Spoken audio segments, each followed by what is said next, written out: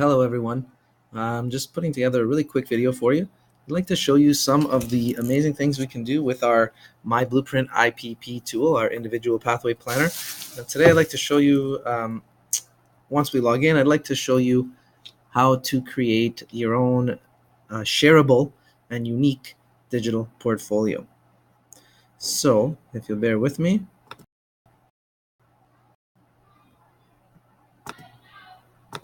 So you see that I am in my counselor account. I'm in my counselor dashboard.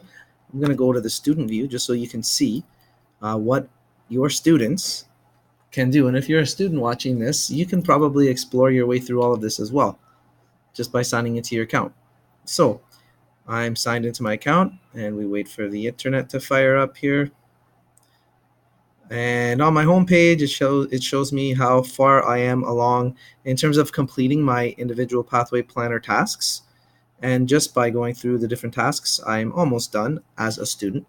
I can click on View All Tasks right there, and it can show you what has already been completed and what there is left to do. So in IPP tasks, this is what still needs to be done. It's in the active section. So I need to go in to create a resume and add 2 interests. And if I click completed, it tells me all the things I've done. I've already added 2 goals. I've logged in during the school year. I've created a box and written a reflection. So as you complete all these different tasks, you get credit for completing them, and you are along the way of completing your individual pathway planner tasks for the school year. So teachers, that's a wonderful way to track the progress for your students. You'll be able to kind of look over the shoulder, but you'll also be able to see them in teacher or counselor view.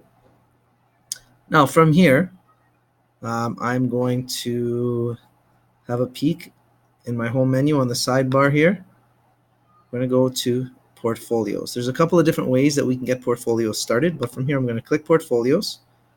I have a portfolio that's already called What Makes Me Me, but we're going to add a portfolio first. So I'm going to click add, and from here I might set up any kind of title. It depends on what we're covering. If we're still at the stage of just working with kind of about me, we might have a portfolio that's strictly our reflections and connections to one of the surveys that we've done.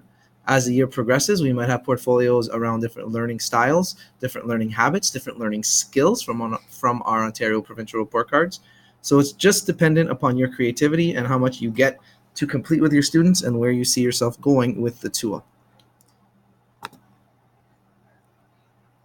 Once I click Add Portfolio, I have the option of putting an avatar as like the tag photo for this portfolio. I can change the banner as well. And most importantly, I can add a box.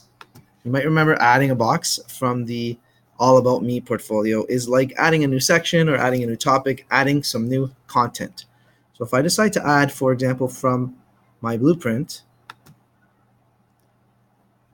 I am able to have a look at all of the different things I have already done, all of the different tasks I have already completed.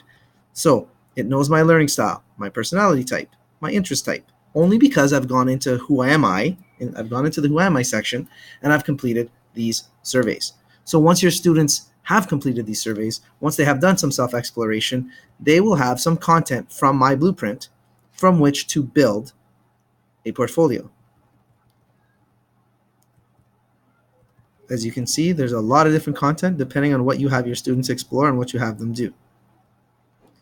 Now, if, for example, I was going to create a portfolio that was hinged on or centered on my personality type, I can click plus. It's going to add that box to my portfolio.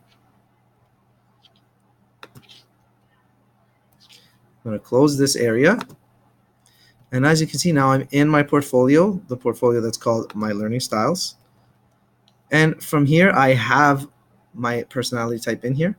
I can add a reflection within my personality type. In that reflection, I can either type or I can add audio.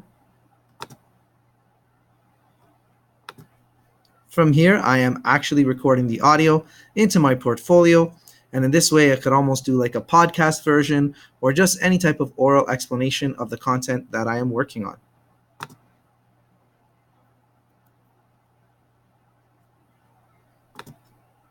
From here, I am actually recording the audio into my portfolio.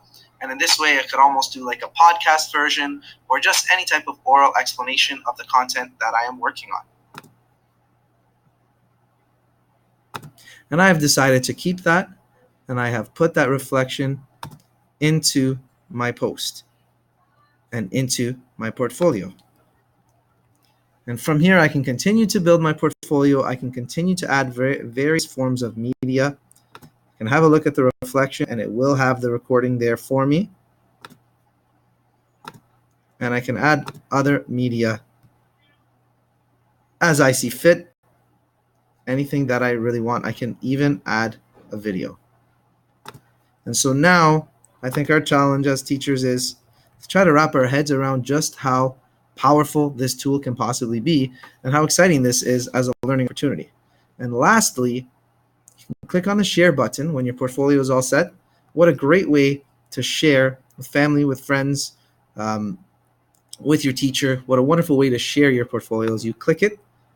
You can generate a sharing link. You can give your link name, of course.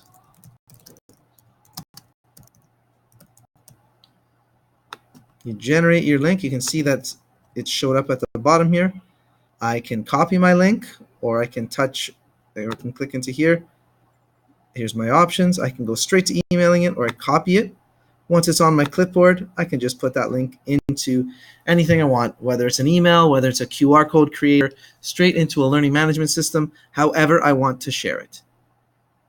And just to show you how it would look, this is what it'll look like when I share that portfolio.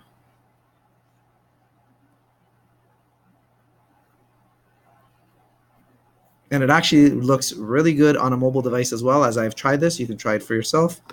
View the portfolio. You can see it starts with just an invitation. And here we are. Of course, it's not as creative as it could be because I'm just literally in real time going through an example for you. But there we have it. So hopefully that gives you a good idea of how you can use portfolios, or at least gives you a starting point. And one last thing you might want to explore, of course, the slideshow option.